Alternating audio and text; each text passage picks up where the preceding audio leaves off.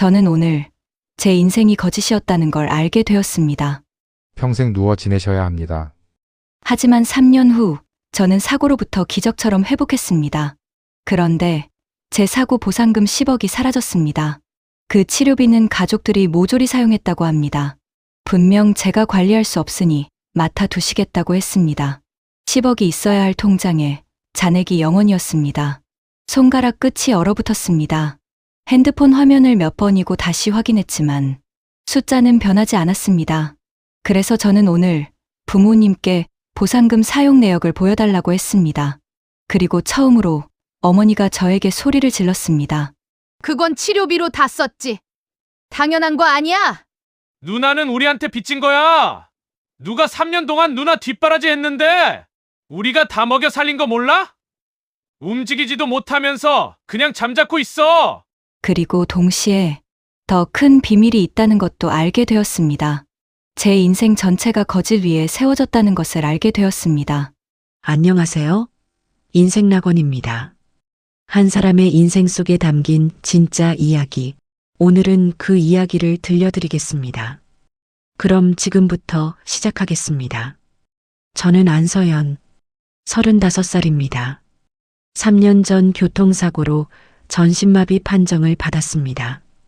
의사들은 평생 누워 지내야 한다고 말했습니다. 하지만 저는 기적처럼 회복했습니다. 지금은 상반신 마비에서는 벗어나 휠체어에 앉아 일상생활을 할 수 있을 정도로 회복이 되었습니다. 사고 가해자로부터 받은 보상금 10억 원. 그 돈은 제 앞으로의 삶을 지탱할 유일한 희망이었습니다. 그런데 그 돈이 사라졌습니다. 3년 전 사고 직후였습니다. 저는 중환자실 침대에 누워 천장만 바라보고 있었습니다. 몸은 움직이지 않았고 말도 제대로 나오지 않았습니다. 어머니가 침대 옆에 앉아 제 손을 잡았습니다. 서연아, 엄마가 다 알아서 할게. 넌 치료만 받아. 어머니의 목소리는 떨리고 있었습니다. 그나저나 보상금은 들어왔나? 일단 통장에 넣어둘까? 엄마가 관리해 줄게. 걱정하지 마. 저는 고개를 끄덕였습니다. 대답 같은 건 할 힘도 없었고 삶을 포기하고 싶다는 마음뿐이었던 때라 그 돈을 제가 갖고 싶다는 생각도 들지 않았었습니다. 엄마를 믿어야지. 가족이니까. 그때 저는 그렇게 생각했습니다. 오늘 아침 재활센터에서 돌아온 후였습니다. 상담사 이선우 선생님이 말했습니다. 서연 씨, 미안한데 진료비가 미납 상태라고 하네요. 확인 한번 해보시겠어요? 이상하다. 어머니가 내셨을 텐데. 저는 고개를 갸우뚱하면서 집으로 돌아왔습니다. 부모님은 마침 외출 중이셨습니다. 남동생 승우는 방문을 닫고 나오지 않았습니다. 저는 휠체어를 타고 제 방으로 갔습니다. 서랍 깊숙이 넣어둔 통장을 꺼냈습니다. 3년 만에 처음 보는 통장이었습니다. 은행 앱에 접속 후 비밀번호를 입력했습니다. 그리고 화면에 뜬 숫자를 봤습니다. 잔액 0원. 처음에는 오류라고 생각했습니다. 앱을 껐다 켜고 다시 로그인했습니다. 하지만 숫자는 변하지 않았습니다. 거래 내역을 확인했습니다. 제 병원비나 재활치료 비용이 나가는 것 외에 3년 전부터 매달 큰 금액이 빠져나가고 있는 것 같았습니다. 500만 원, 800만 원, 1200만 원. 출금 항목에는 부모님과 남동생의 이름, 병원과 치료시설의 이름 외에 치료비나 생활비 등의 메모만 있을 뿐이었습니다. 그리고 마지막 출금일은 한 달 전이었습니다. 저는 속으로 생각했습니다. 이게 뭐지? 거실로 나갔습니다. 때마침 현관문이 열리는 소리가 들렸습니다. 어머니였습니다. 서연아, 엄마 왔어. 어머니는 평소처럼 밝은 목소리였습니다. 엄마, 왜? 무슨 일 있어? 저는 핸드폰을 들어보였습니다. 이게 뭐예요? 어머니의 표정이 순간 굳었습니다. 뭔데? 제 통장이요. 잔액이 0원이에요. 어머니가 핸드폰을 빼앗듯 받아드셨습니다. 그리고 화면을 확인하더니 한숨을 쉬셨습니다. 아, 그거요? 치료비로 많이 썼지. 너도 알잖아. 어머니의 목소리가 평범했습니다. 너무 평범해서 오히려 이상했습니다. 10억을 다 썼다고요? 재활치료가 돈이 얼마나 많이 드는데 3년이면 그 정도 들지. 어머니가 부엌으로 가셨습니다. 냉장고를 열며 말하셨습니다. 배고프지? 엄마가 저녁 준비할게. 저는 그 자리에 멈춰버렸습니다. 10억이 치료비로 다 없어질 수 있나? 저녁 식탁에 가족이 모였습니다. 아버지와 어머니, 남동생 승호, 그리고 저. 겉으로 보기엔 평범한 가족 식사였습니다. 하지만 공기가 무거웠습니다. 아빠, 제가 입을 열었습니다. 제 통장 확인해 보셨어요? 아버지가 국을 떠드시다 손을 멈추셨습니다. 엄마한테 들었어. 10억이 어떻게 다 없어질 수 있어요? 치료비, 생활비로 다 들어갔지. 아버지의 대답은 짧고 단호했습니다. 영수증이나 명세서는 없어요? 다 버렸어. 오래됐는데 뭐하러 보관해? 아버지가 다시 식사를 하시기 시작했습니다. 저는 동생을 쳐다보며 과거를 회상했습니다. 순간 25년 전이 생각이 났습니다. 저는 10살이었고 어느 날부터 어머니의 배가 불러오기 시작했습니다. 서연아, 너 동생 생긴대. 정말? 응. 엄마 뱃속에 아기가 있어. 동생이 생긴다는 말에 저는 너무 기뻤습니다. 몇 달 후 승우가 태어났습니다. 병원에서 처음 승우를 봤을 때를 기억합니다. 작고 빨간 아기였습니다. 어머니가 승우를 안고 울고 있었습니다. 기적이야. 정말 기적이야. 아버지도 눈물을 흘렸습니다. 우리 아들, 우리 친아들. 저는 그 말이 이상했습니다. 친아들? 그럼 나는? 하지만 어린 저는 그냥 웃었습니다. 동생 예쁘다. 나도 안아봐도 돼요? 안 돼. 어머니가 단호하게 말했습니다. 네가 떨어뜨리면 어떡해. 저리 가 있어. 저는 뒤로 물러섰습니다. 그날부터 집안 분위기가 달라졌습니다. 어머니는 승우만 안고 있었습니다. 우리 승우, 엄마 닮아서 예뻐. 아버지도 퇴근하면 제일 먼저 승우를 찾았습니다. 아빠 왔다, 우리 아들. 저는 옆에서 조용히 지켜봤습니다. 엄마, 나는? 서연이는 이제 누나잖아. 누나는 동생 돌봐줘야지. 어머니는 저를 쳐다보지도 않았습니다. 명절 때 친척들이 모였습니다. 우와, 승우 정말 대성이 닮았네. 그러게. 눈이 똑같아. 서연이는 누구 닮은 거야? 글쎄. 어머니가 얼버무렸습니다. 친척 아주머니가 저를 보며 웃었습니다. 어릴 때 데리고 왔을 땐 좀 꼬질하더니 그래도 잘 컸네. 그 순간 거실이 조용해졌습니다. 어머니가 황급히 말했습니다. 지금 무슨 소리를 하시는 거예요? 아, 미안. 아직 모르는구나. 저는 그 말을 듣고 멍했습니다. 무슨 뜻이지?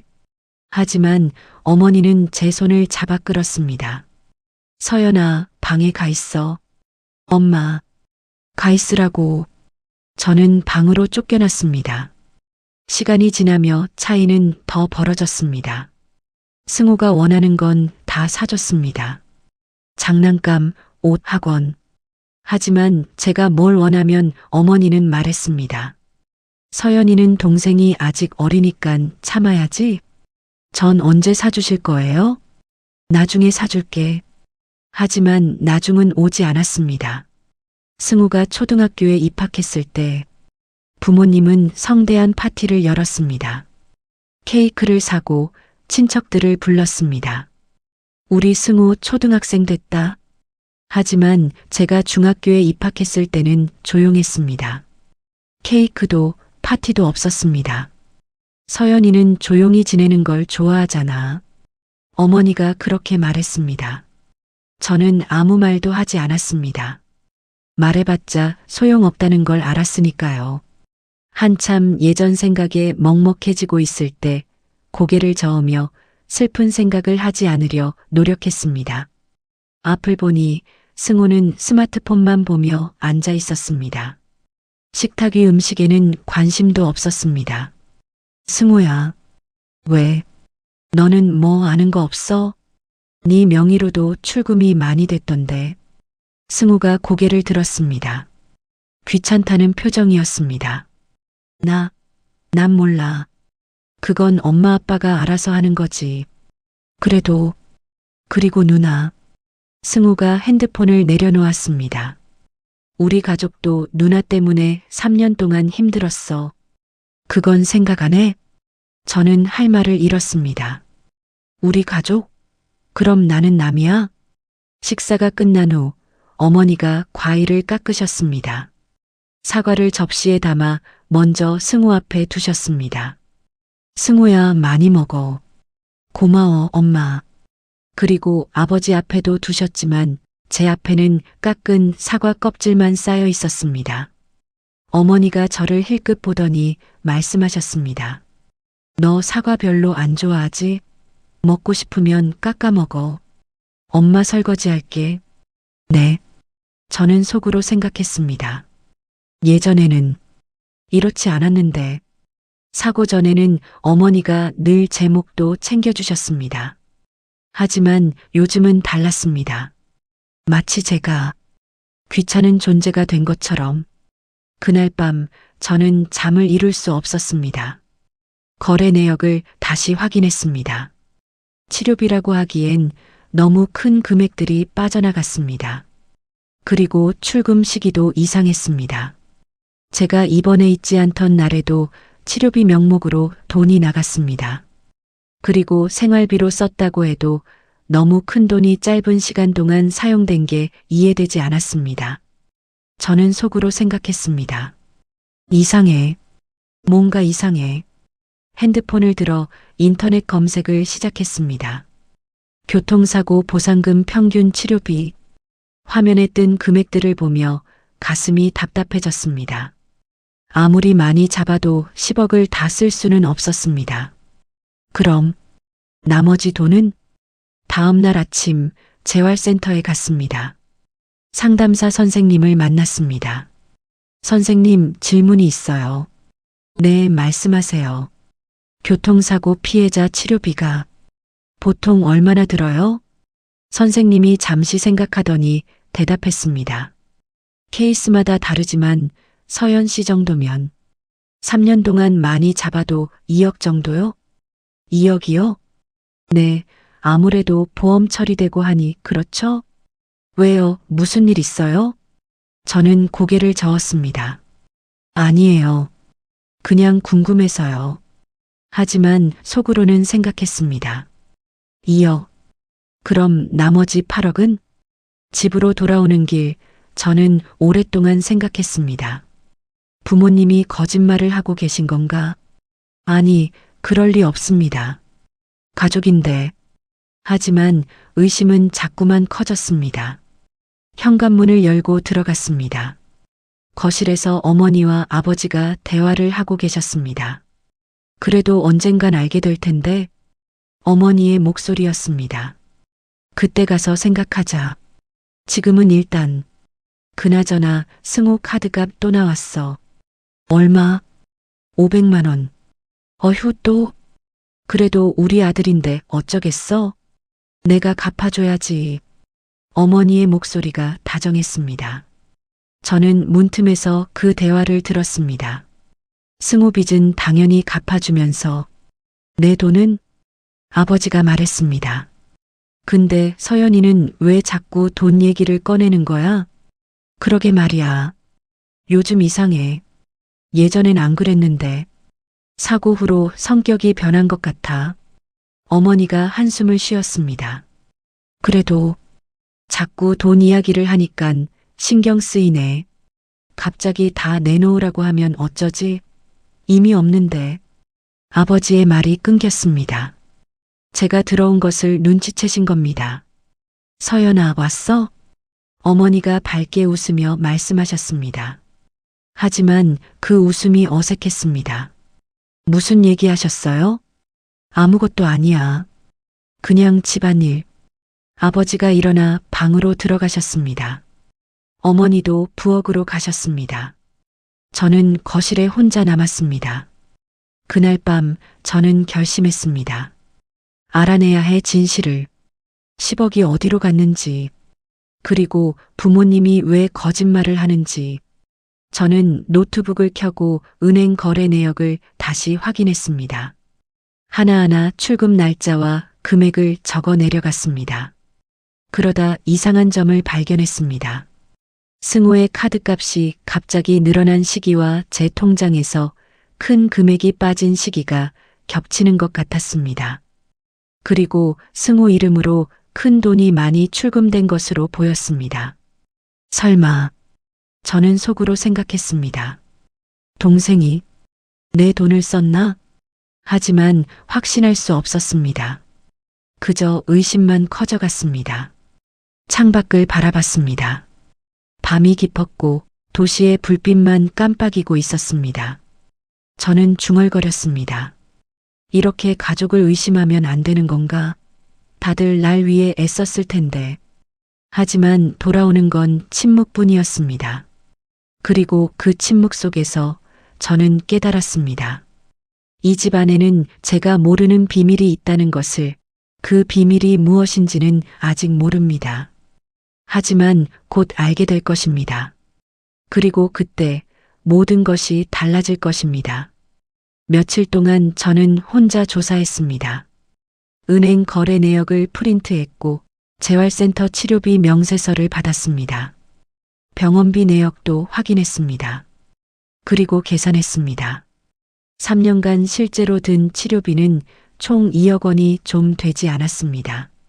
그럼 나머지 8억은 어디로 갔을까요?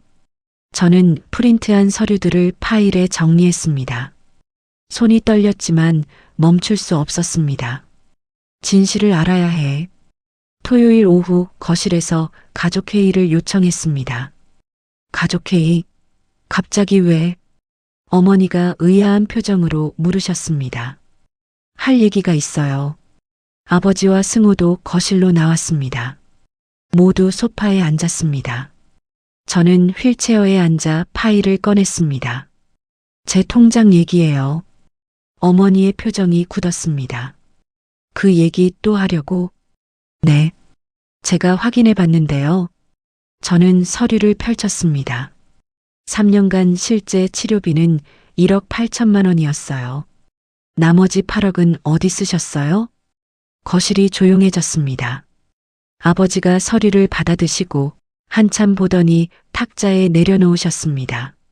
생활비로 썼지. 8억을요? 우리도 먹고 살아야지. 네 치료하느라 내일도 제대로 못했어. 아버지의 목소리가 차가웠습니다. 그래도 그런 말씀을 하셨어야죠. 누나 돈? 승우가 끼어들었습니다. 누나, 그게 가족 돈이지 누나 혼자 돈이야? 무슨 소리를 하는 거야? 내가 당한 사고 보상금이잖아. 근데 누가 3년 동안 누나 뒷바라지 했는데 부모님이 얼마나 고생하셨는지 알아? 저는 할 말을 잃었습니다. 그래봤자 우리 가족 돈이지. 승우가 비웃었습니다. 누나는 3년 동안 집에서 놀았잖아.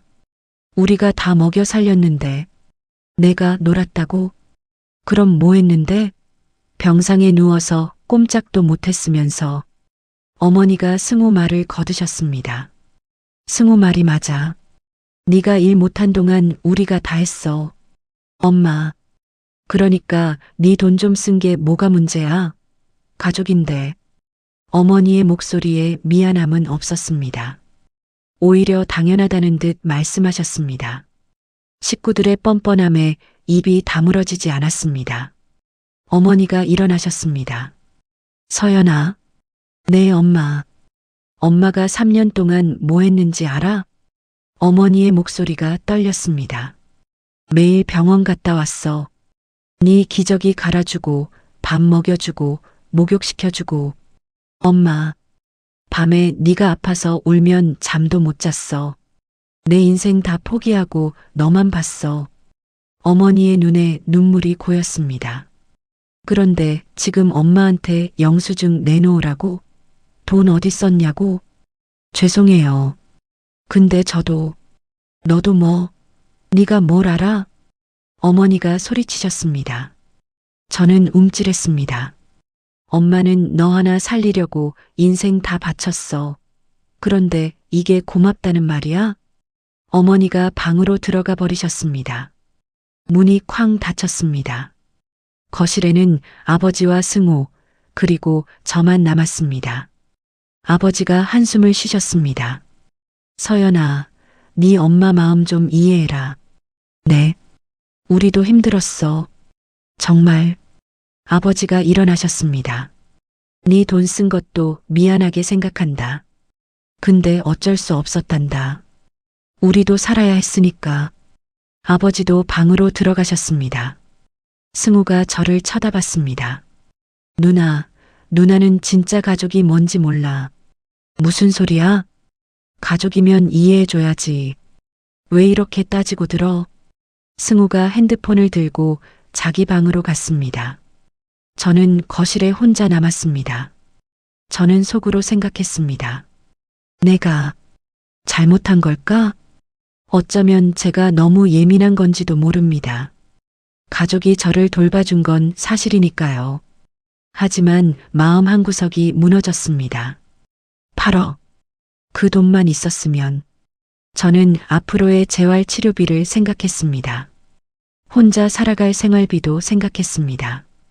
그 돈이 있었다면 독립할 수 있었습니다. 하지만 이제 그 돈은 없습니다. 그리고 가족은 제게 이해하라고만 말합니다. 그날 밤 재활센터 상담사 선생님께 전화를 걸었습니다. 선생님, 저예요. 서연 씨, 무슨 일이에요? 목소리가 안 좋은데요. 저는 오늘 있었던 일을 말했습니다. 통장 잔액, 가족회의, 어머니의 말. 선생님은 한참 들으시더니 조용히 말했습니다. 서연 씨, 제가 하나만 물어봐도 될까요? 네. 서연 씨는 지금 행복하세요? 그 질문에 저는 대답할 수 없었습니다. 행복하냐고요? 저는 모르겠습니다. 모르겠어요. 그럼 서연 씨가 하고 싶은 것이 있어요? 독립이요. 혼자 살고 싶어요. 그럼 그걸 위해 뭐가 필요할까요? 돈이요. 근데 그 돈이 이제. 선생님이 제 말을 끊었습니다. 서연 씨, 혹시 법률 상담 받아보신 적 있으세요? 아니요. 한번 받아보세요. 보상금도 엄연히 서연 씨 재산이니까 무단으로 사용한 건 문제가 될 수 있어요. 부모님을 고소하라는 말씀이세요? 아니요. 그냥 서연 씨 권리가 뭔지 알아보라는 거예요. 전화를 끊었습니다. 저는 한참을 생각했습니다. 부모님을 고소한다? 상상만으로도 끔찍했습니다. 가족인데, 내 부모님인데. 하지만 동시에 생각했습니다. 부모님도 내 돈을 물어보지도 않고 쓰셨잖아. 그것도 잘못 아닌가? 저는 혼란스러웠습니다. 다음 날 어머니 방 앞을 지나다 대화 소리를 들었습니다. 어머니와 아버지의 목소리였습니다. 서연이 눈치챈 것 같아. 그냥 모른 척하자. 어차피 알아도 뭐 어쩔 건데. 근데 만약에 뭐, 우리가 키웠잖아. 그걸로 끝이야. 저는 문 앞에서 멈췄습니다. 내가 뭘 눈치챈 거지? 그리고 우리가 키웠다는 말은 무슨 뜻일까요? 마치 제가 원래 이 집 자식이 아닌 것처럼 들렸습니다. 저는 조용히 자리를 떴습니다. 그날 오후 저는 법률 상담에 필요한 서류를 발급받기 위해 동사무소에 갔습니다. 주민등록 등본과 기본증명서를 발급받았습니다. 집으로 돌아와 서류를 펼쳤습니다. 그리고 이상한 점을 발견했습니다. 제 주민등록 최초 등록일이 생년월일로부터 4년 뒤였습니다. 보통은 출생신고와 동시에 등록되는데 왜 4년이나 늦었을까요? 저는 속으로 생각했습니다. 이상해, 뭔가 이상해. 재활센터 선생님 말이 떠올랐습니다. 서연 씨, 혹시 모르니 주민등록 발급 시기 확인해 보세요. 간혹 입양된 경우 등록이 늦는 경우가 있거든요. 그때는 대수롭지 않게 들었습니다. 하지만 지금은 달랐습니다. 설마 나는? 저는 부모님 방 앞에 섰습니다. 노크를 했습니다. 들어와. 아버지의 목소리였습니다. 방문을 열고 들어갔더니 어머니와 아버지가 침대에 앉아 계셨습니다. 왜? 물어볼 게 있어요. 저는 서류들을 꺼냈습니다. 이거 한번 보세요. 왜 제 출생 등록일이 4년 뒤예요? 어머니와 아버지가 서로를 쳐다보셨습니다. 그게 어머니가 말을 더듬으셨습니다. 그냥 늦게 신고한 거야. 왜요? 왜긴 왜야? 바빠서 그랬지. 아버지가 짜증 섞인 목소리로 말씀하셨습니다. 4년이나요? 그래, 4년. 그게 지금 뭐가 중요해? 아버지가 일어나셨습니다. 나가봐. 우리 좀 쉬게. 저는 방에서 나왔습니다. 복도에 서서 생각했습니다. 뭔가 숨기고 있어. 부모님의 태도가 너무 이상했습니다. 그리고 어머니 서랍에서 뭔가 찾아봐야 할 것 같았습니다. 다음 날 밤이 되었을 때 부모님이 잠깐 외출하시고 승우도 자기 방에 들어간 후 저는 조용히 부모님 방으로 갔습니다. 문을 열고 어둠 속에서 어머니의 서랍을 열었습니다. 그리고 낡은 서류 봉투를 발견했습니다. 봉투를 열었더니 안에는 오래된 서류가 들어 있었습니다. 달빛에 비쳐 글자를 읽었습니다. 입양동의서. 제 손이 떨렸습니다. 서류를 더 읽었습니다. 입양일 1992년 4월 15일. 저는 서류를 보다가 서류 속 아이의 사진을 보고는 그 자리에 주저앉았습니다. 나는 입양하였어? 머릿속이 하얘졌습니다. 모든 퍼즐이 맞춰지기 시작했습니다. 주민등록이 늦은 이유, 부모님의 이상한 태도, 승우의 우리 가족도 아닌데라는 말, 그리고 8억이 사라진 이유. 나는 피가 섞이지 않은 자식이니까 내 돈을 함부로 써도 괜찮다고 생각한 걸까? 저는 눈물이 났습니다. 하지만 울 수 없었습니다. 소리라도 나면 들킬 테니까요. 저는 서류를 도로 봉투에 넣었습니다. 서랍을 닫고 조용히 방을 나왔습니다. 25년 전 기억들이 파노라마처럼 스쳐 지나갔습니다. 저는 항상 뒷전이었습니다.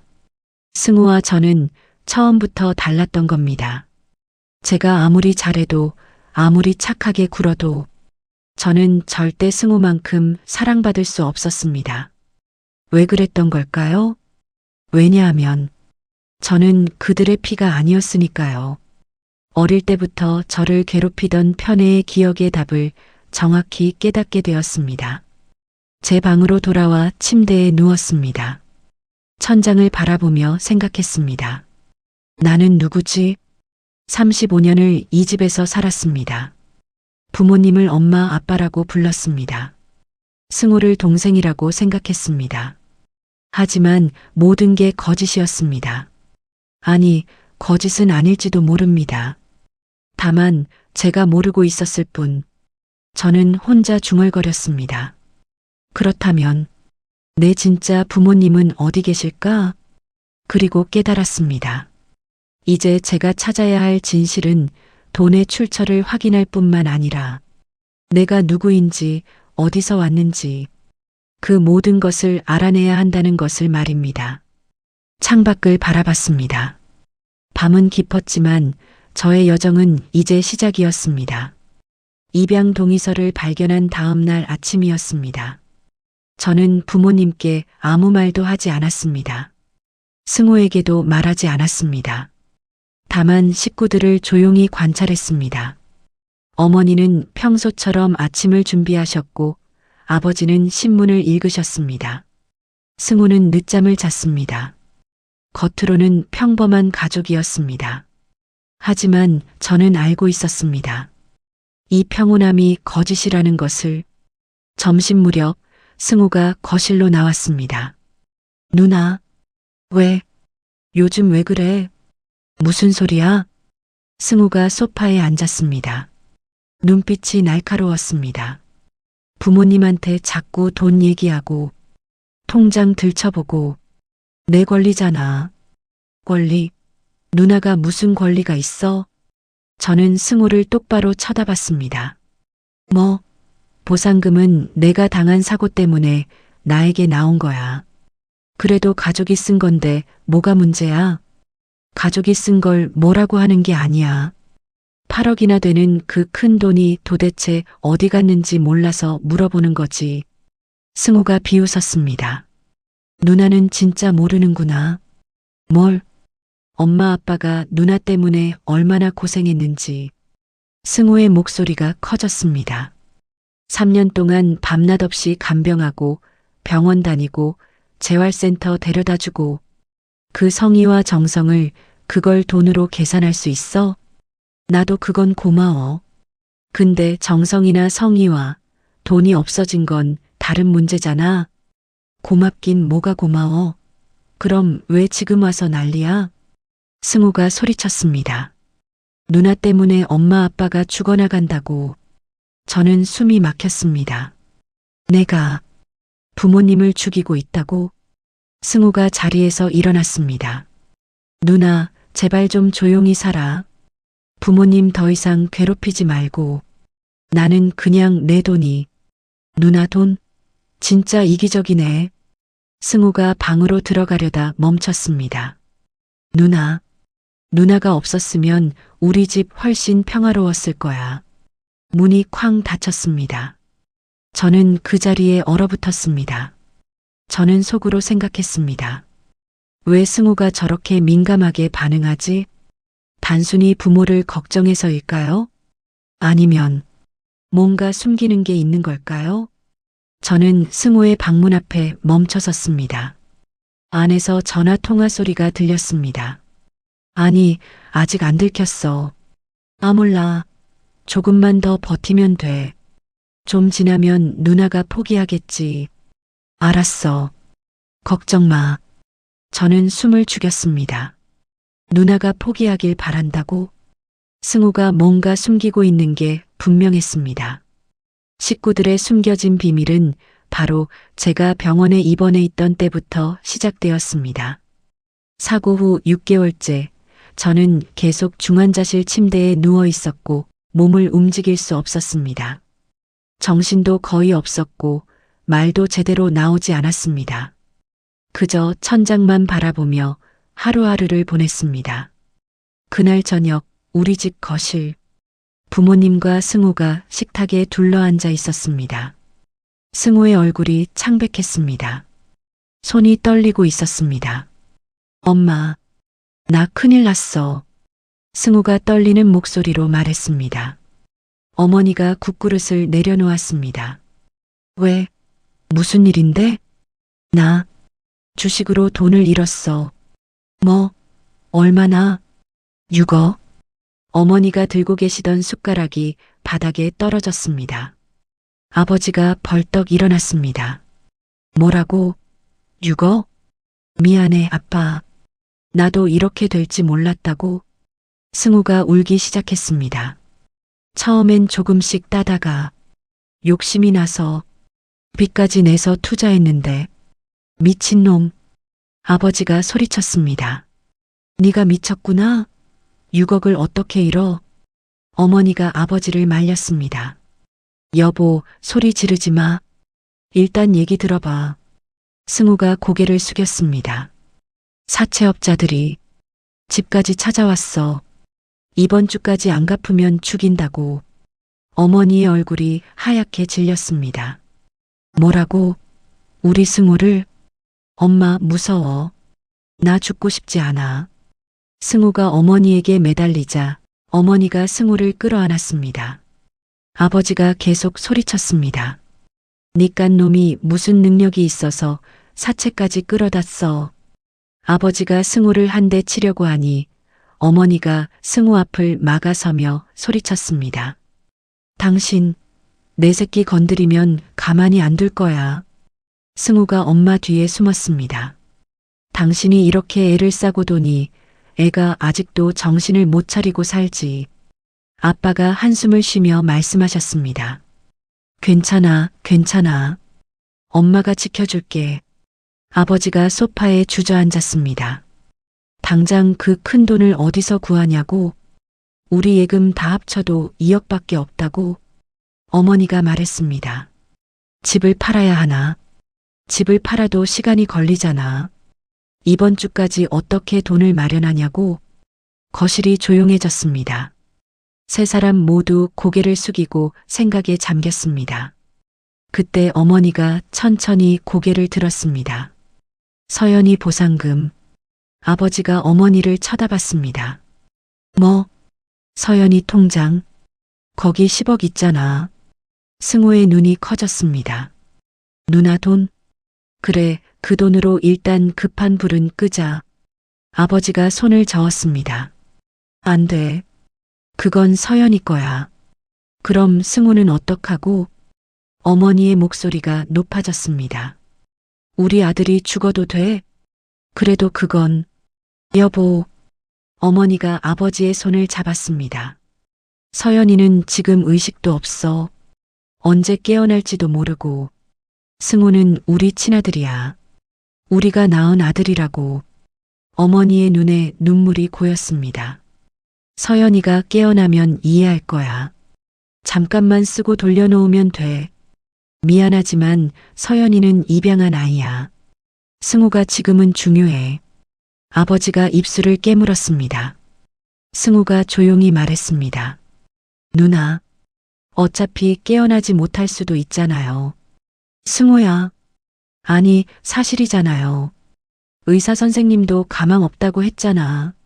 승우가 고개를 들었습니다. 그럼 그 돈 어차피 못 쓰잖아요. 차라리 나한테. 닥쳐? 아버지가 소리쳤습니다. 하지만 어머니가 아버지를 말렸습니다. 여보, 승우 말이 맞아. 당신, 서연이가 깨어나지 못하면 그 돈은 결국 법적으로 우리한테 넘어와.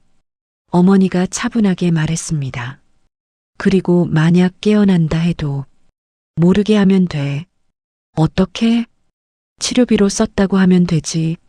실제로 치료비도 많이 들잖아. 아버지가 한참을 생각했습니다.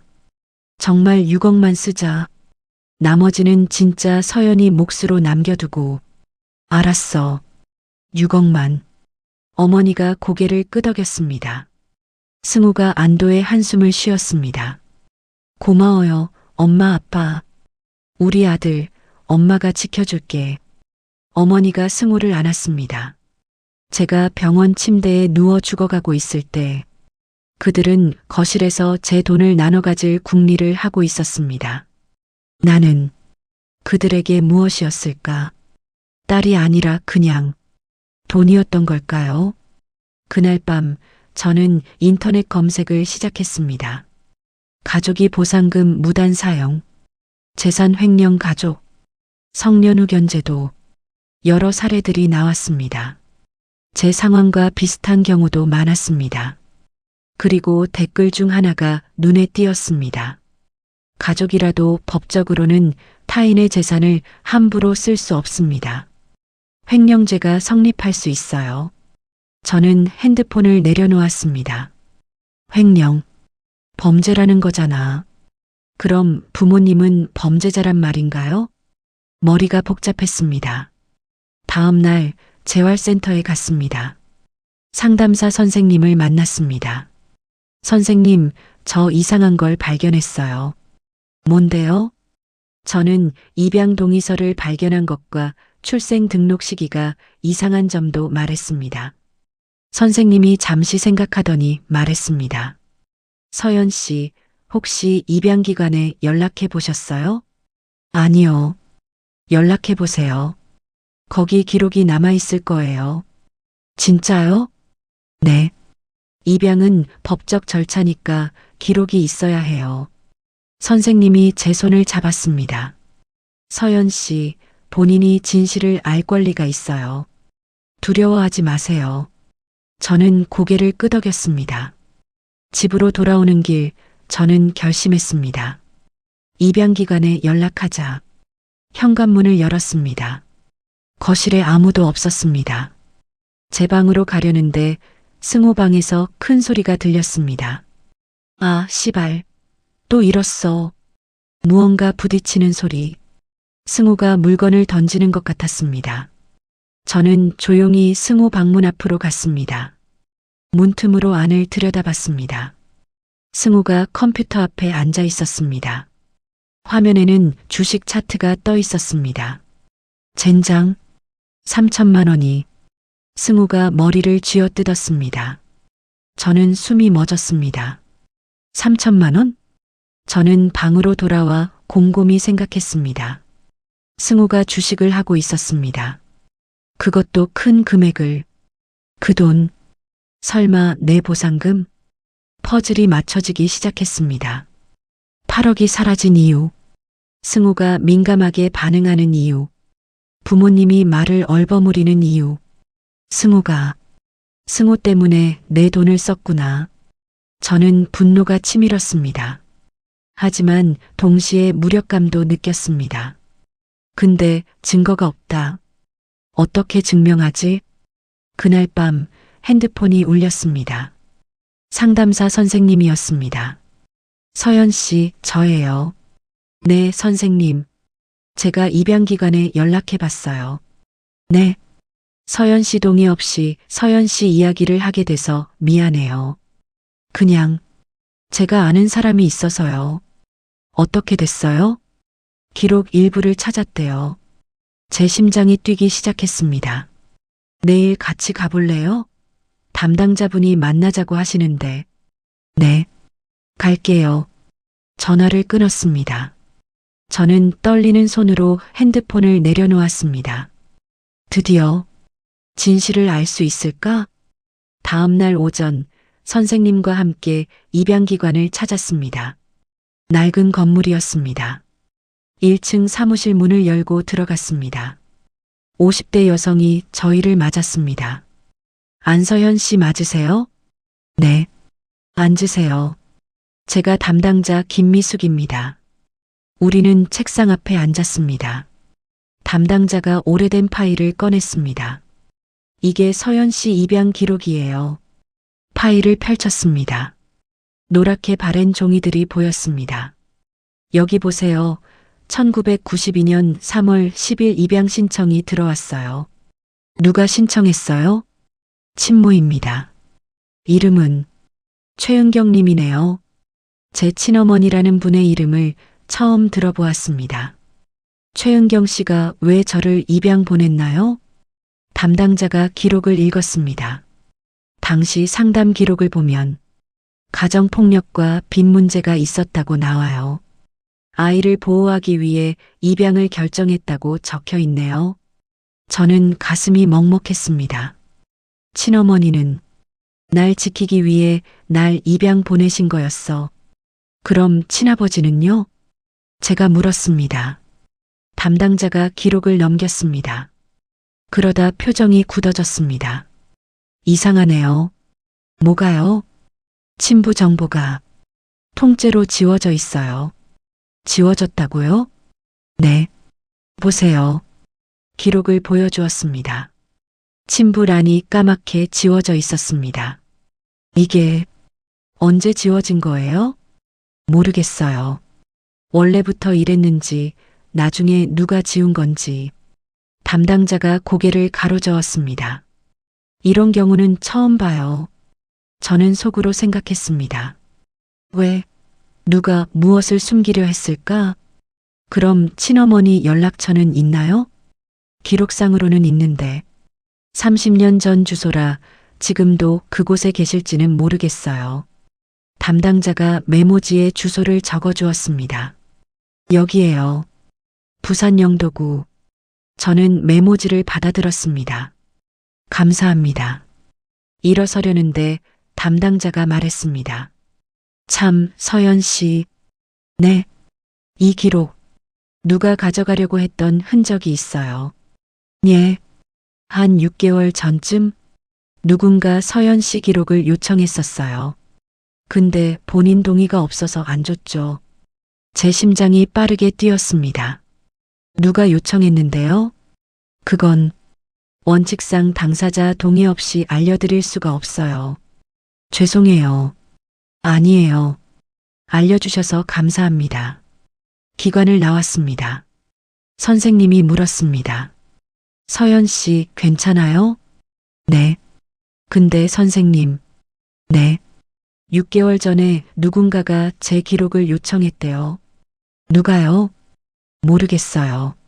근데 이상해요. 저는 생각했습니다. 6개월 전이면 제가 한참 치료를 위해 병원에 입원했을 때입니다. 그리고 그땐 제가 입양 사실을 모르던 시기입니다. 그럼 누가 알고 있었다는 거지? 집으로 돌아왔습니다. 부모님은 거실에 앉아 TV를 보고 계셨습니다. 저를 보자 어머니가 일어나셨습니다. 어디 갔다 와? 재활센터요. 거짓말이었습니다. 하지만 사실대로 말할 수 없었습니다. 밥 먹었어? 네. 저는 방으로 들어가려 했습니다. 서연아. 아버지가 저를 부르셨습니다. 네. 요즘 밖에 자주 나가네. 재활 치료 받을 게 많아요. 혼자 다니지 말고 엄마랑 다녀. 왜요? 왜긴 왜야. 네 몸 상태가 아직 안 좋잖아. 아버지의 목소리가 무거웠습니다. 저는 등골이 오싹해져 왔습니다. 감시하고 싶으신 건가? 방에 들어와 문을 잠갔습니다. 창밖을 보니 어머니가 마당에서 누군가와 전화 통화를 하고 계셨습니다. 창문을 살짝 열었더니 목소리가 들렸습니다. 알았어. 조심할게. 서연이가 눈치챈 것 같아. 어떡하지? 알았어. 그냥 모른 척 할게. 어머니가 통화를 끊으셨습니다. 저는 창문을 닫았습니다. 부모님이 뭔가 숨기고 계신 게 분명해. 그날 밤 저는 결심했습니다. 제가 어릴 때 살던 부산으로 가야겠다고, 친어머니를 만나야겠다고. 하지만 부모님 몰래 가야 했습니다. 저는 휠체어 여행 방법을 검색했습니다. 먼저 KTX 예매를 하고 메모지에 적힌 주소를 다시 확인했습니다.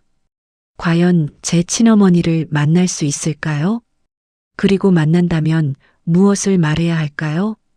다음 날 새벽 부모님이 주무시는 사이 조용히 집을 나왔습니다. 택시를 불러서 타고 역으로 갔습니다. KTX에 올랐습니다. 창밖 풍경이 빠르게 지나갔습니다. 저는 생각했습니다. 이게 옳은 일일까? 가족 몰래 친부모를 찾는 것. 어쩌면 상처만 더 깊어질지도 모릅니다. 하지만 멈출 수 없었습니다. 진실을 알고 싶었습니다. 제가 누구인지, 어디서 왔는지, 그리고 왜 버려졌는지. 부산역에 도착했습니다. 택시를 타고 영도구로 갔습니다. 오래된 주택가였습니다. 좁은 골목길을 지나 한 집 앞에 섰습니다. 낡은 대문, 녹슨 우편함. 저는 떨리는 손으로 초인종을 눌렀습니다. 아무 대답이 없었습니다. 다시 눌렀습니다. 그때 옆집 문이 열렸고 70대쯤 되어 보이는 할머니가 나오셨습니다. 누구 찾아요? 최은경 씨라는 분을 찾습니다. 은경이? 여기 없는데. 어디 가셨어요? 이사 간 지 오래됐어. 한 10년? 제 가슴이 무너졌습니다. 혹시 어디로 가셨는지. 그건 나도 몰라. 그냥 어느 날 갑자기 이사 갔어. 할머니가 문을 닫으려 하셨습니다. 잠깐만요. 왜? 최은경 씨. 어떤 분이셨어요? 할머니가 저를 쳐다보셨습니다. 불쌍한 사람이었지. 남편한테 맞고 살더니 남편이 몰래 애를 어디에 보내버려서 애 찾으러 한참 돌아다니고 난리도 아니었어. 애요? 응. 딸 하나 있었는데 어디 보냈다더라. 그 뒤로 혼자 살았어. 할머니가 한숨을 쉬셨습니다. 마음고생 많이 했을 거야. 문이 닫혔습니다. 저는 그 자리에서 굳어버렸습니다. 친어머니는 날 보낸 후 혼자 사셨구나. 그리고 지금은 어디 계신지도 모릅니다. 저는 눈물이 났습니다. 겨우 찾아왔는데 만날 수조차 없다니. 하지만 포기할 수 없었습니다. 다른 방법을 찾아야 했습니다. 서울로 돌아오는 기차 안에서 생각했습니다. 친부에 대한 기록이 지워져 있었다. 친부는 누구지? 그 사람이 본인 기록을 지운 건가? 그 사람이 누군지 알아내야 합니다. 그 사람이 진실의 열쇠를 쥐고 있을 것 같았습니다. 저는 핸드폰을 꺼내 메모를 남겼습니다. 1. 입양에 대해 부모님께 확인하기. 2. 친모 최은경 행방 추적. 3. 친부 정보 복구. 그리고 마지막 줄에 적었습니다. 4. 승우가 쓴 돈의 증거 확보. 창밖을 바라봤습니다. 해가 지고 있었습니다. 저의 여정도 어둠 속으로 들어가는 것 같았습니다. 하지만 멈추지 않고 끝까지 가보려고 합니다. 진실이 어디에 있든. 부산에서 돌아온 다음 날, 저는 제가 어릴 때 살던 동네를 찾아갔습니다. 휠체어를 타고 골목길을 지나 작은 슈퍼마켓 앞에 멈췄습니다. 문을 열고 들어갔습니다. 어서 오세요. 카운터에 앉은 60대 여성이 저를 보더니 눈이 커졌습니다. 어머, 혹시 서연이니? 저를 기억하시나요? 그럼, 어쩜 이렇게 다 컸니? 너 우리 가게 매일마다 왔었어. 이야기를 나눠보니 이분은 이 동네에서만 30년을 사신 분이라고 했습니다. 그리고 저를 어릴 때부터 알았다고 하셨습니다. 제 얼굴이 많이 변하지 않아 순간 떠올랐는데 제가 맞다고 저를 반갑게 맞아주셨습니다. 휠체어 타고 있네? 무슨 일 있었어?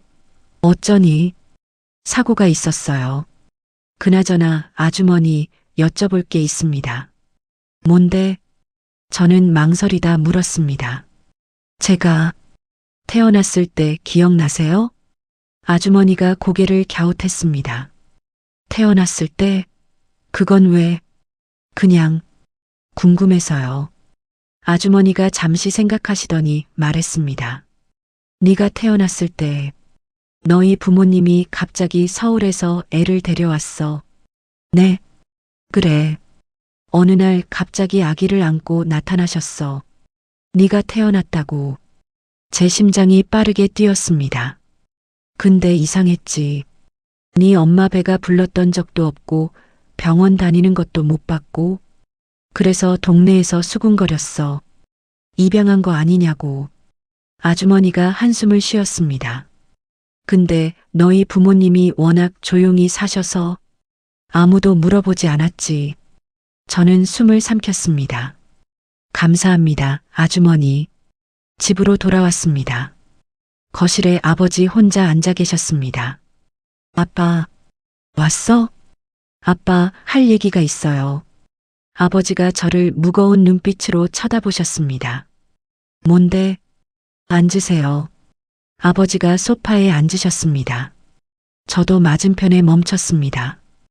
혹시 저는 입양된 건가요? 근데 그게 정상적인 입양은 아닌 거죠? 거실이 조용해졌습니다. 아버지의 얼굴이 굳었습니다. 누가 그런 소리를 해?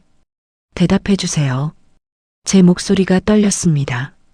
아버지가 한참을 침묵하더니 고개를 숙이셨습니다. 맞아. 제 머릿속이 하얘졌습니다. 왜요? 그때 우리한테 아이가 없었어. 네 엄마가 당시 임신을 못했거든. 아버지의 목소리가 낮았습니다. 그러다 누가 소개해줬어. 아기를 입양할 수 있다고. 정식 절차 없이요? 그래. 돈만 주면 된다고 했어. 아버지가 손으로 얼굴을 가렸습니다. 우리도 알았어. 이게 잘못된 거라는 거. 근데 우리에겐 기다릴 시간이 없었어. 얼마 주셨어요? 3천만 원. 저는 그 금액을 듣고 쓴웃음이 나왔습니다. 저를 3천만 원에 사신 거네요. 서연아, 그런 말 하지 마. 그럼 뭐라고 해야 해요? 이게 뭐예요? 제 목소리가 커졌습니다. 불법 입양, 출생정보 조작, 다 범죄잖아요. 알아. 나도 알아. 아버지가 소리치셨습니다. 근데 우리도 어쩔 수 없었어. 그때는 부모가 되고 싶었어. 거실이 조용해졌습니다. 아버지가 고개를 숙인 채 말씀하셨습니다. 너한테는 미안하다. 저는 아무 말도 할 수 없었습니다. 우리가 잘못했어. 처음부터 다 잘못됐어. 아버지가 고개를 들었습니다. 근데 우리는 진심으로 너를 사랑으로 키웠다. 그건 믿어줘. 사랑이요? 응. 거짓말하지 마세요. 뭐라고? 제 기억 속에 자리 잡던 왜 승우보다 나는 사랑받지 못할까? 항상 그게 궁금했어요. 제가 입양된 아이였다는 것을 알게 되니 모든 답이 풀리네요. 당연히 직접 낳은 자식이 예쁘고 좋겠죠. 이해해요. 그런 게 아니야. 그런데 왜 제 보상금을 함부로 쓰신 거예요? 아버지가 할 말을 잃었습니다. 그건 사랑한다면서 왜 제 미래를 빼앗으신 거예요? 미안해. 아버지는 그 말밖에 하지 못하셨습니다. 저는 물었습니다. 어떻게 불법으로 입양하게 되신 거예요? 아버지가 한참을 침묵하시더니 입을 열었습니다. 그때 우리는 정말 절망적이었어. 아버지의 눈이 먼 곳을 바라봤습니다. 1992년 봄이었다고 했습니다. 어머니는 7년간 임신을 시도했지만 계속 실패했습니다. 병원마다 다녔지만 의사들은 고개를 저었습니다. 자연 임신은 어렵습니다. 그 말을 들을 때마다 어머니는 울었습니다. 아버지는 그런 어머니를 보며 가슴이 찢어졌습니다. 입양하자. 아버지가 제안했고 어머니가 승낙하셨다고 합니다. 그들은 입양기관을 찾아갔습니다. 하지만 대기자가 너무 많았습니다. 최소 3년은 기다리셔야 합니다. 상담사의 말에 어머니는 절망했습니다. 3년이면 자신은 40이 넘습니다. 너무 늦다고 생각했습니다. 그때 누군가 아버지에게 접근했다고 합니다. 회사 동료의 소개로 만난 중년 남자였고 그들은 낡은 카페에서 만났습니다. 아기 필요하시다면서요? 남자가 명함을 건넸습니다. 직업란은 비어 있었습니다. 빨리 구해드릴 수 있어요. 절차 없이. 아버지는 그 말에 망설였습니다. 하지만 어머니의 울던 얼굴이 떠올랐습니다. 어떻게 하면 되나요?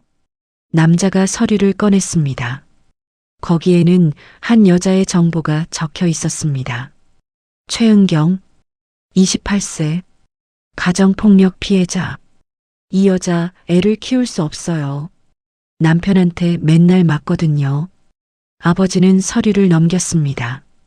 아이 아버지 이름도 있었습니다.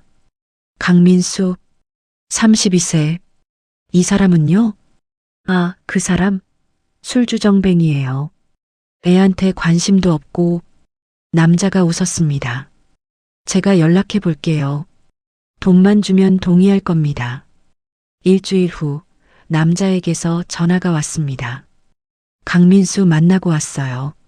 3천만 원 받고 동의했어요. 3천만 원이요? 네. 그 돈이면 애 평생 볼 일 없다고 하더라고요. 아버지는 손이 떨렸습니다. 3천만 원. 당시 아버지 연봉의 2배였습니다. 하지만 어머니가 말했습니다. 여보, 우리 집 팔아서라도 해요. 그렇게 그들은 돈을 모았습니다. 집을 담보로 대출을 받아 남자에게 건넸습니다. 강민수가 받아갔어요. 이제 애는 당신들 거예요. 남자가 봉투를 건넸습니다. 안에는 출생증명서와 친권 포기 각서가 들어 있었습니다. 하지만 모두 조작된 서류였습니다. 이거 법적으로 문제 없나요? 신경 쓰지 마세요. 아무도 모를 겁니다. 1992년 4월 15일 그들은 5살 여자아이를 데려왔습니다. 작고 말랐던 아이, 멍자국이 팔에 있었던 아이. 그 아이가 바로 저였습니다. 어머니는 처음 저를 안았을 때 펑펑 울었다고 합니다. 이제 안전해. 아버지도 저를 쓰다듬으며 다짐했습니다. 잘 키우자. 이 아이한테 빚진 거야. 부모님은 저를 온 힘을 다해 사랑해 주셨습니다. 적어도 처음에는. 말씀을 마치신 아버지가 고개를 들었습니다. 그렇게 네가 우리 딸이 됐어. 아버지의 목소리가 떨렸습니다. 미안하다, 서연아. 저는 아무 말도 할 수 없었습니다. 그들도 피해자였을까요? 아니면 가해자였을까요? 저는 알 수 없었습니다. 저는 아버지께 여쭤봤습니다. 그때 브로커가 누구였어요? 기억 안 나. 거짓말 하지 마세요. 진짜야, 오래돼서. 그 이후로 한 번 연락한 적도 없었어. 그럼 친아버지는요? 아버지의 눈이 흔들렸습니다. 친아버지, 너 친부 얘기 들었어? 입양 기록에서 지워져 있었어요. 왜 그런 거죠? 그건 아버지가 입술을 깨물었습니다. 그때 네 친아빠가 왜요? 아무것도 아니야. 아빠, 그냥 모르는 게 나아. 아버지가 일어났습니다. 나 좀 쉬어야겠다. 아버지가 방으로 들어가 버리셨습니다. 저는 거실에 혼자 남았습니다. 그때 네 친부가 아버지가 뭘 숨기고 있는 게 분명했습니다. 저는 핸드폰을 꺼내 상담사 선생님께 전화했습니다. 선생님, 저예요. 서연 씨, 무슨 일이에요?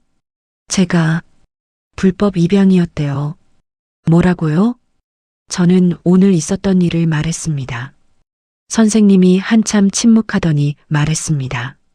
서연 씨, 이건 심각한 문제예요. 경찰에 신고해야 할 수도 있어요. 부모님을 신고하라고요? 법적으로는 그래야 해요. 불법 입양은 범죄니까. 저는 대답할 수 없었습니다. 천천히 생각해 보세요. 제가 도와드릴게요. 전화를 끊었습니다. 그날 밤 어머니가 제 방으로 오셨습니다. 서연아, 왜요? 아빠한테 들었어. 어머니가 침대 옆에 앉으셨습니다. 미안해. 우리가 잘못했어. 진작 말했어야 했는데. 어머니의 목소리가 떨렸습니다. 근데 서연아, 우리도 너를 진짜 딸로 생각했어. 한 번도 남의 자식이라고 생각한 적 없어.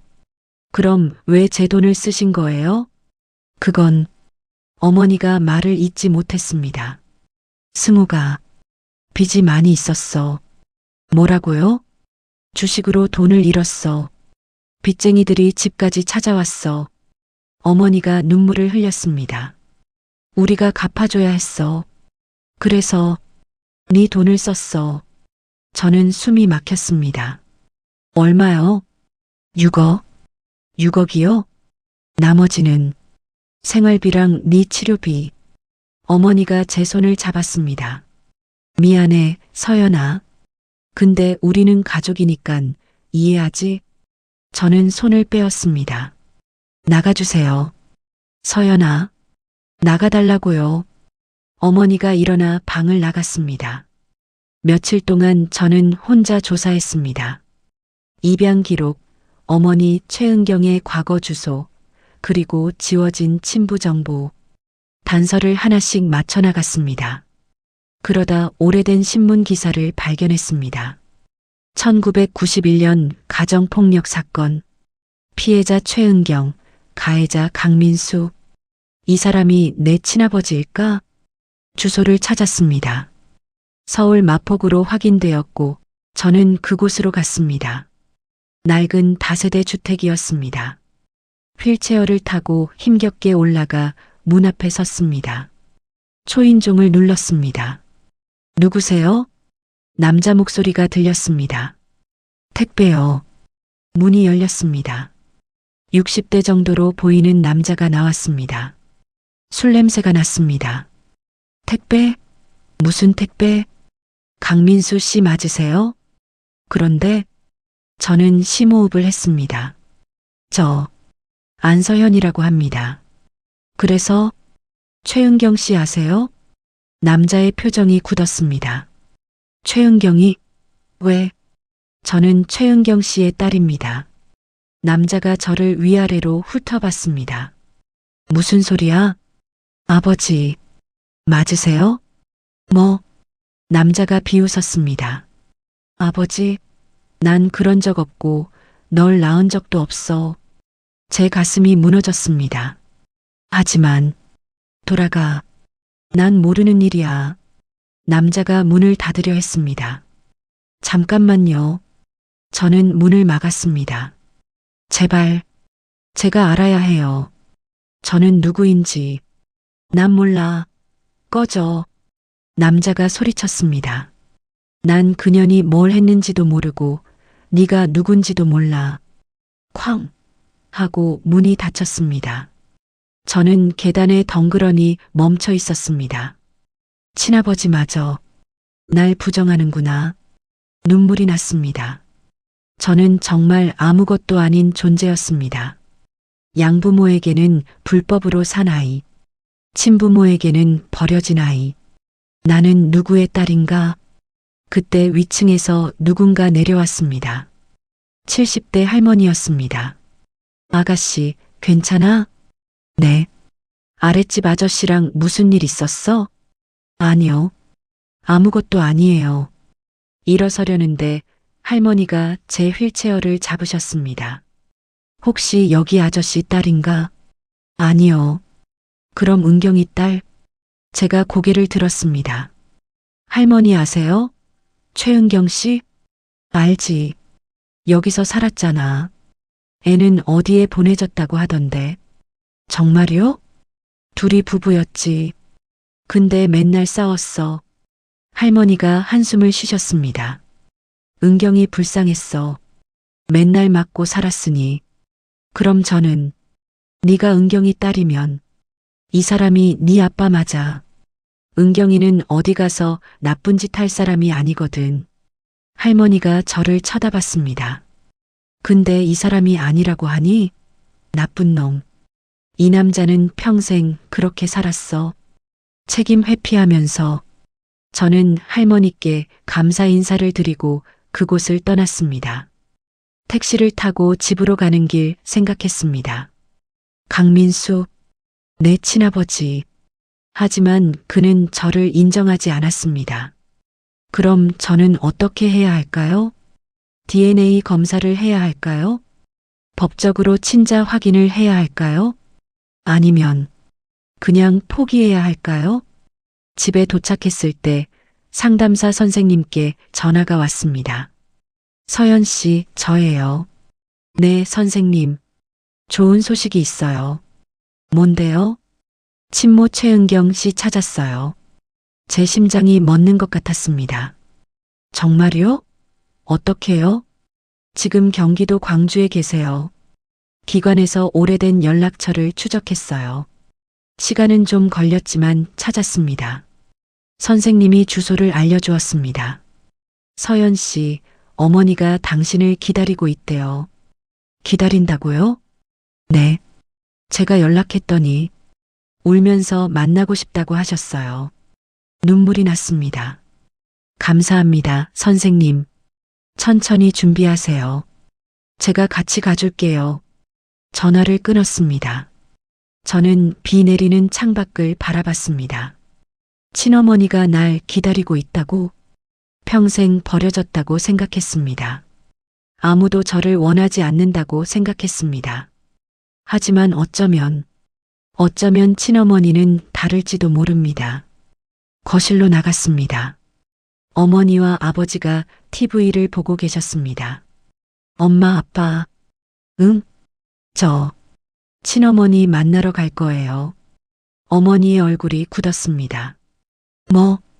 찾았어요. 이제 만날 수 있어요.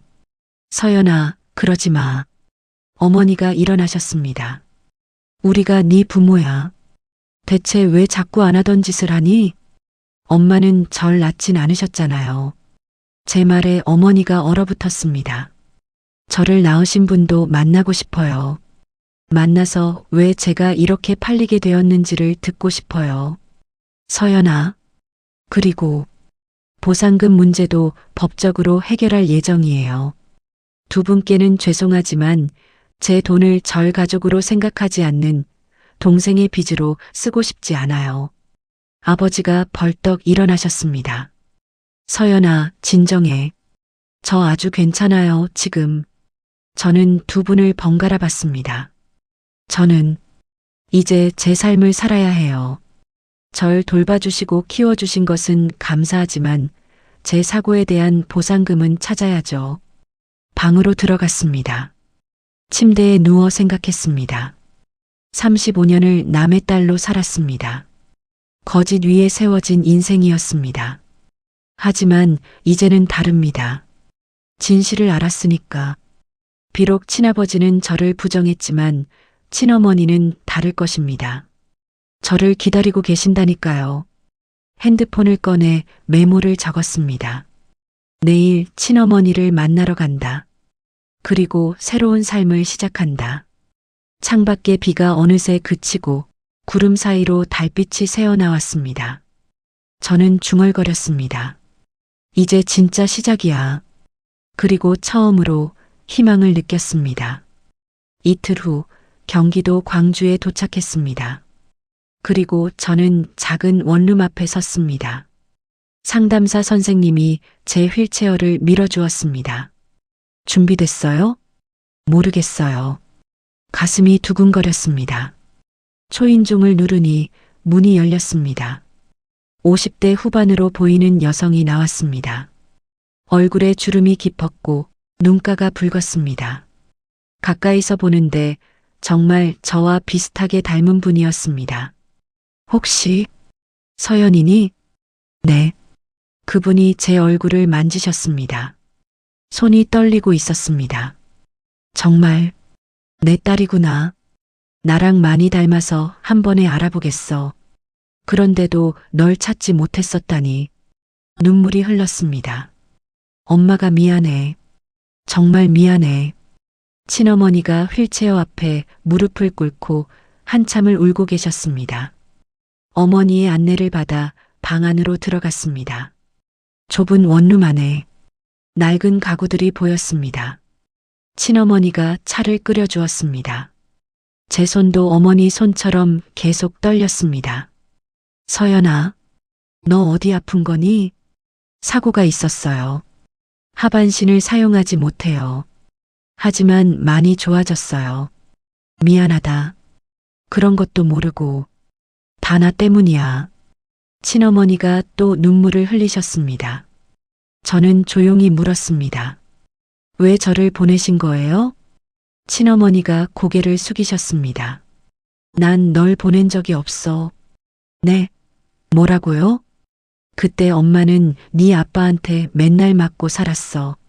목소리가 떨렸습니다. 빚도 많았고 술만 마시면 때렸어. 엄마는 너를 지킬 수가 없었어. 네가 서너 살이 됐을 때 네 아빠가 너한테까지 손을 들기 시작했어. 제 가슴이 무너졌습니다. 그래서 너를 안전한 곳에 맡겨야 한다고 결정한 거야. 친어머니가 저를 쳐다봤습니다. 아동보호기관에 맡기거나 입양 보내는 게 엄마가 할 수 있는 유일한 사랑이었어. 그렇게 기관에 신청을 해두고 대기하고 있었는데. 그런데요? 너희 아빠가 갑자기 너를 데리고 어딘가에 갔고 그 후에 널 볼 수 없었지. 친어머니가 저를 쳐다보셨습니다. 네, 그렇게 갑자기 없어졌다고요? 그래. 나중에 네 아빠가 하는 말이 더 좋은 곳에 보냈다고 하더구나. 아마 네 아빠가 나 몰래 너희 양부모에게 입양 보낸 후 그 돈을 본인이 따로 챙겼을 거야. 하지만 난 그때 내 몸 지키는 것도 힘들어서 없어진 널 끝까지 찾지 못했어. 눈물이 멈추지 않았습니다. 미안해 서연아. 엄마가 너무 약했어. 저는 친어머니의 손을 잡았습니다. 아니에요. 엄마는 모르셨잖아요. 서연아, 아버지 때문에 모든 걸 잃으셨잖아요. 친어머니가 고개를 저으셨습니다. 아니야. 엄마는 너 때문에 살았어. 어디선가 네가 행복하게 살 거라고 믿으면서. 우리는 한참을 울었습니다. 시간이 좀 지난 후 친어머니가 서랍에서 봉투를 꺼내셨습니다. 이게 그 서류야. 봉투를 열었더니 찢어진 종이 조각들이 있었습니다. 이게 뭐예요? 네 입양 서류 원본이야. 내가 다 찢어놨었지. 근데 차마 버리지는 못하고 손에 쥐고 있었다. 왜요? 아무도 네 과거를 알면 안 된다고 생각했어. 네가 새 가정에서 행복하게 살길 바랬어. 저는 조각들을 모아서 하나하나 맞춰봤습니다. 입양아동 강서현, 친모 최은경, 친부 강민수, 찢어졌던 제 정체성이 조각조각 맞춰졌습니다. 엄마는 너를 지켜주지 못한 것을 평생 후회했어. 친어머니가 말씀하셨습니다. 근데 오늘 네가 이렇게 찾아와줘서 너무 고마워. 저도 고마워요, 엄마. 건강하게 계셔주셔서. 우리는 다시 안았습니다. 이번에는 눈물이 아니라 미소였습니다. 집으로 돌아오는 길 상담사 선생님이 물었습니다. 기분이 어때요? 좋아요. 다행이네요. 선생님 감사해요. 선생님 없었으면 못 찾았을 거예요. 천만에요. 서연 씨가 용기 낸 거예요. 차창 밖을 바라봤습니다. 해가 지고 있었습니다. 집으로 돌아왔습니다. 거실에 부모님과 승우가 앉아 있었습니다. 저를 보자 어머니가 말씀하셨습니다. 어디 갔었어? 연락도 없이. 친어머니 만나고 왔어요. 어머니의 얼굴이 굳었습니다. 그래서 좋은 분이셨어요. 승우가 비웃었습니다. 좋긴 뭐가 좋아. 누나 버린 사람이잖아. 승우야. 뭐, 사실이잖아. 키워준 부모님한테 고마워는 못할 망정. 고소를 해? 어머니가 거들었습니다. 승우 말이 맞아. 우리가 안 키웠으면 넌 어떻게 됐을 것 같아? 그러니깐 돈 좀 쓴 거 가지고 너무 그러지 마. 계속 뭘 그렇게 따지고 그러니? 아버지도 말씀하셨습니다. 우리도 네 뒷바라지 하느라 고생했다. 그 정도는 이해해주면 안 되겠니? 저는 믿을 수 없었습니다. 미안하다는 말은 한마디도 없었습니다. 오히려 제가 잘못한 것처럼 말하고 있었습니다. 이 사람들은 정말 뻔뻔하구나. 그때 벨이 울리고 택배 하나가 도착했습니다. 어머니가 상자를 열면서 제 눈치를 보며 말씀하셨습니다. 승우야, 이거 네 거 같은데? 아, 맞네. 내 방에 둬요. 어머니가 상자를 옮기시면서 제게 보여주지 않으려고 하셨지만 전 반짝반짝한 상자를 보고야 말았습니다. 그건 바로 명품 신발로 보이는 상자였습니다. 저는 승우에게 물었습니다. 너 그 돈, 그 비싼 걸 어떻게 산 거야? 뭐, 그 신발 알아. 엄청 비싼 거잖아. 혹시 그거 내 보상금으로 산 거야? 너 카드값도 엄청 나오는 거 다 내 돈으로 갚았잖아. 그때 옆에 있던 어머니가 짜증을 내셨습니다. 또 시작이네. 그 돈 네 돈이야, 우리 돈이야? 제 명의잖아요. 명의가 중요해. 가족이 같이 쓰는 거지. 승우가 신발을 신으며 말했습니다. 누나, 진짜 답답하다. 가족끼리 치사하게 왜 이래? 저는 가족이라는 사람들을 바라보며 깨달았습니다. 이들은 절대 잘못을 인정하지 않을 것이라는 것을, 그리고 나를 진정 가족으로 생각하지 않는다는 것을. 저는 한참 동안 세 사람을 번갈아서 쳐다보다 입을 열었습니다. 저 결정했어요. 저 이제 이 집을 나갈 거예요. 침묵이 흘렀습니다. 서연아, 무슨 소리야? 아버지가 물으셨습니다. 독립할 거예요. 제 삶을 살려고요. 그리고 보상금 문제는 법적으로 처리할 거예요. 승우가 벌떡 일어났습니다. 뭐라고? 진짜 고소할 거야? 그래. 그건 내 권리니까. 그렇게 쉽게 네 맘대로 돈 다 써놓고 지금 네 태도를 봐.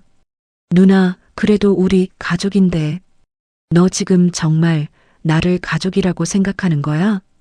저는 승우를 똑바로 쳐다봤습니다. 네가 내 돈으로 도박하고 주식한 거 다 알아. 증거도 있어. 승우가 할 말을 잃었습니다. 엄마, 아빠. 응. 저를 키워주시고 아플 때 돌봐주신 건 감사해요. 진심이에요. 부모님 두 분이 고개를 숙이셨습니다. 근데 이제 각자의 길을 가야 할 것 같아요. 서연아, 전 앞으로 평생 치료를 받고 모두에게 짐이 될 거예요. 하지만 지금 이런 모습이라면 결국 전 모두에게 버림받을 것 같아요. 그래서 전 독립할 준비를 해야 합니다. 가족 모두 제 말에 긍정도 부정도 하지 않은 채 가만히 듣고 있었습니다. 앞으로 저는 법적으로, 감정적으로 거리를 둘 거예요. 그게 제가 살기 위함과 우리 모두를 위한 거예요. 아버지가 고개를 숙이며 말했습니다. 알았다. 여보. 어머니가 아버지를 쳐다봤지만 아버지는 고개를 저었습니다. 그냥 둬. 우리도 잘한 거 하나 없어.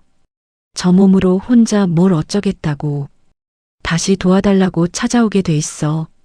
저는 방으로 들어가 짐을 쌌습니다. 많지 않았습니다. 옷 몇 벌, 책 몇 권이 전부였습니다.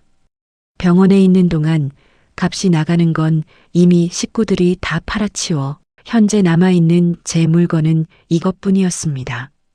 문을 열고 나왔습니다. 거실에 세 사람이 앉아 있었습니다. 그럼 저 갈게요. 어머니가 일어나셨습니다. 서연아, 이게 뭐 하는 짓이야? 지금 바로 나가겠다고? 네, 더 이상 이곳에 있고 싶지 않아요. 우리가 네 부모야. 너 키워주고 돌봐준 은혜도 모르고. 저는 어머니를 똑바로 쳐다봤습니다.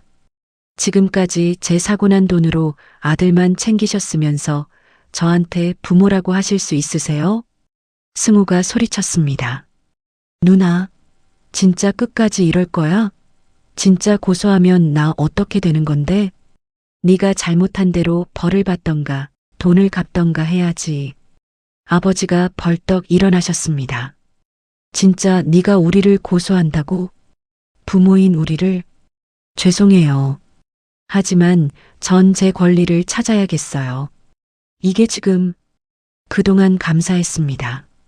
승우, 너는 법정에서 보자. 저는 짐을 챙겨 현관문을 열었습니다.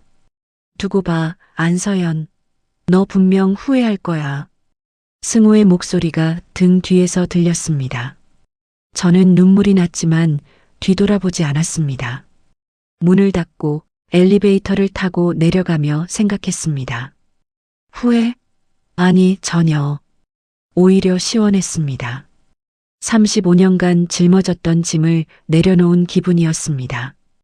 1층 로비에 상담사 선생님이 기다리고 계셨습니다. 다 됐어요? 네. 이제 진짜 끝이에요. 차에 올랐습니다. 뒤를 돌아봤습니다. 35년을 산 아파트가 점점 멀어졌습니다. 저는 중얼거렸습니다. 안녕.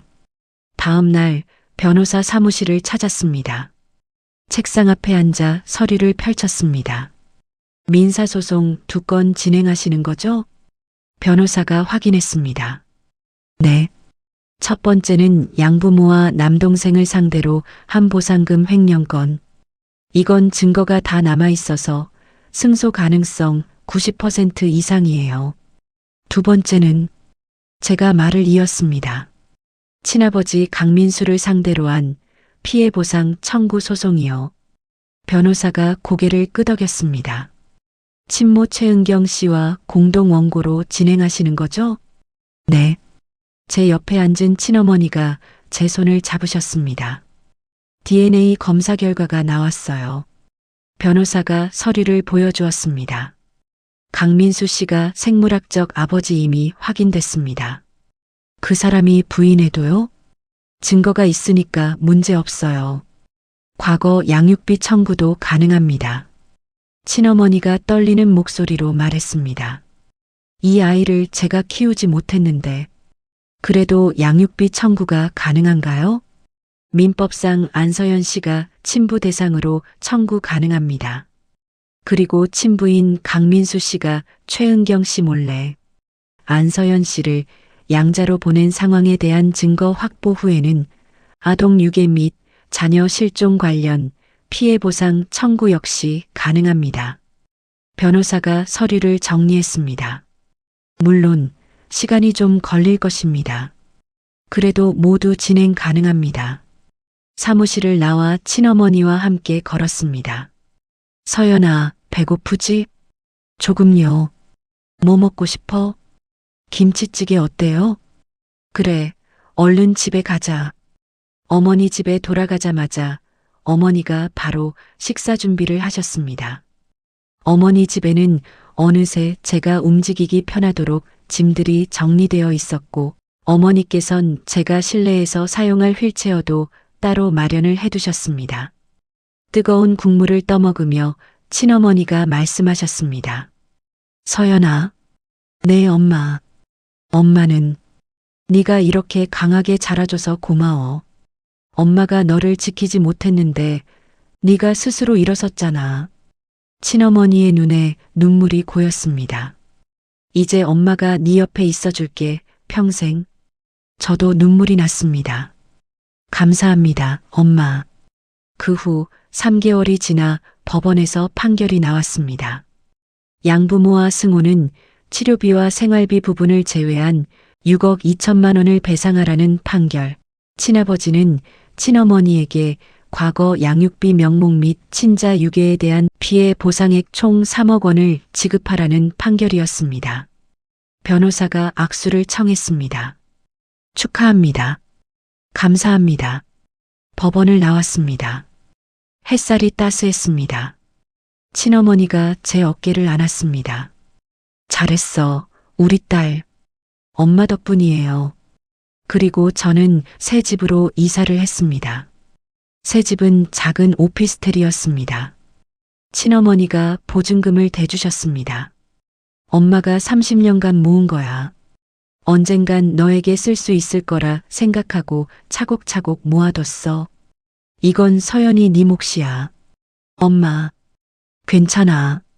엄마는 이제 필요한 게 없어. 너만 있으면 돼. 짐을 풀었습니다. 작았지만 제 이름으로 된 첫 공간이었습니다. 창밖을 바라봤습니다.